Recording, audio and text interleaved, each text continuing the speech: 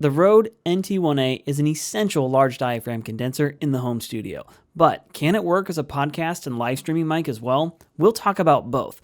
Right now, you're hearing it totally unprocessed, but later we'll send it through the DBX286S so you can hear what it sounds like with some professional polish. The NT1 was released way back in 2003, and it was targeted at home studios and small studios, which were popping up all over the place at the time. So this mic is definitely designed for musicians, singers, and voiceover artists, and it excels at all of those things. But a good mic is a good mic, which means that the NT1 can make a great podcasting and streaming mic under the right conditions, which we'll talk about in a second. There are dozens, if not hundreds, of options in the large diaphragm condenser category, which is the kind of mic that the Rode NT1 is. Plenty of them can be had for as much or less than this mic, so why would you choose the Rode over the other options? For starters, this is the standard large diaphragm condenser for all home studios, and there's a perfectly good reason for that. It has been tried and tested by millions of users as a reliable and high quality sounding microphone. But you already knew that because I sound amazing on this, right?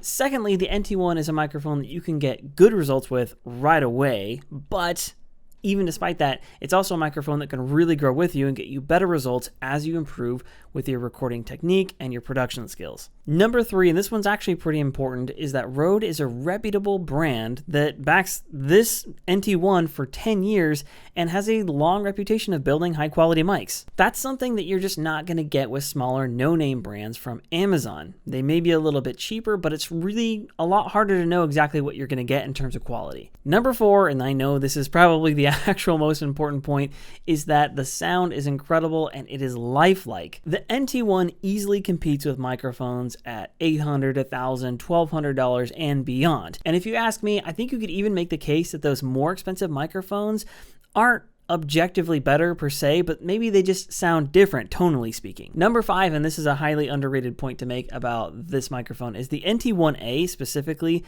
comes with all the accessories you're going to need to get up and running right away, including this pop filter, which is super important. Can't underestimate how important these are with large diaphragm condensers, and of course the shock mount and even a little dust protector bag thing. All of these are great accessories to have, and you'd be forking out more money if they didn't come with.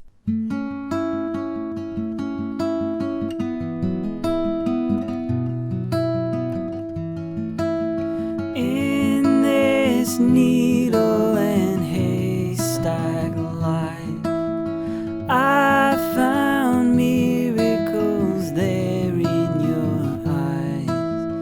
It's no accident we're here tonight.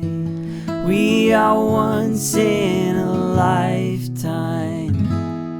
So as far as recording music goes, this mic is ideal for vocalists. It picks up every detail in a singer's performance. This is especially good for people who have a little softer voices and for just female voices in general. It really picks up those nice articulation frequencies and reproduces them in a really pleasant way. That same quality also makes this a great mic for hip hop and for rap. It gives you that really super clean sound that everybody's looking for. While the extra sensitivity is mostly a good thing, you just want to beware that it'll also pick up, smacks and pops and weird mouth noises that people can make, but hey, that's what editing's for, right? Another great application is, of course, acoustic instruments. I think this does wonderfully on acoustic guitar, but honestly does pretty good on percussion as well. Another maybe underrated use for the NT1 is as a room mic. You set this thing up at a distance and it sounds really nice. Typical for large diaphragm condensers, and the Rode NT1A is no exception. This thing is very sensitive, which is good, but can also have some drawbacks as well. This microphone will capture room noises,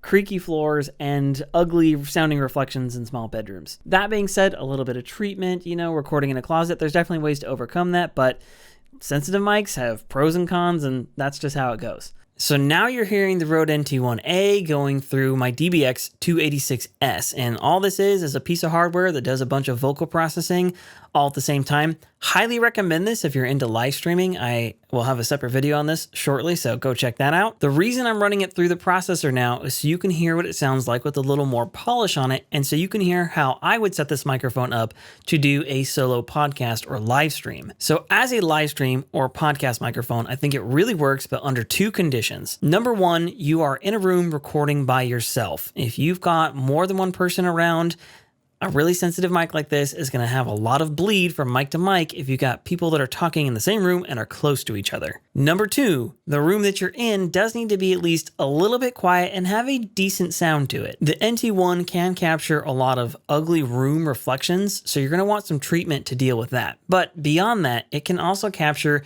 noisy neighbors, an HVAC system, or even trucks driving by, so having a quiet space helps too. If you are going to be able to accommodate, doing it by yourself and have even just an okay sounding room, the upside is you're going to get crisp, clear, and professional sounding vocals, and it's wonderful. It gets even better if you're willing to learn or you already know how to do a little bit of post-processing to kind of really refine the sound. If you are looking for that broadcast quality sound, I think the NT1A is a great place to start, and with a little bit of massaging, you can get there pretty quickly. My final point here is if you have more than one use for a microphone in mind, so in this case, something like podcasting and live streaming, but you also want to record a little music, the NT1 is a great mic for you. It really is. The one downside for me, and this would be true of any microphone, is the fact that this mic may not work exactly how you want it to on every singer and every voice. Truth is, I don't use this microphone for my personal singing voice. It just doesn't bring out the best sound for me, how I want to sound in the context of music. So I just use other microphones. Having said that, it's still my go-to mic for just about everybody else, and especially for female vocalists.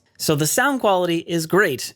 It's a reputable brand. It comes with all the accessories you're looking for, and the price is right. So yes, NT1A comes highly recommended for me. Okay, but you know what else comes recommended from me? This YouTube channel. And you've watched this whole video right up here to the end. So if you like this, you're going to want to subscribe. But more importantly, I actually want to hear in the comments if you have one of these microphones, if you're planning on buying one, or if you think, oh, I should just go with the USB mic. Whatever it is, I want to hear about it in the comments. There's going to be a lot more audio and music related stuff coming up on the channel, so stick around for that, including the review of the 286S, which again, I highly recommend. Anyway, that's enough of that. I love you guys, and I'll see you in the next thinking video, okay? All right, bye.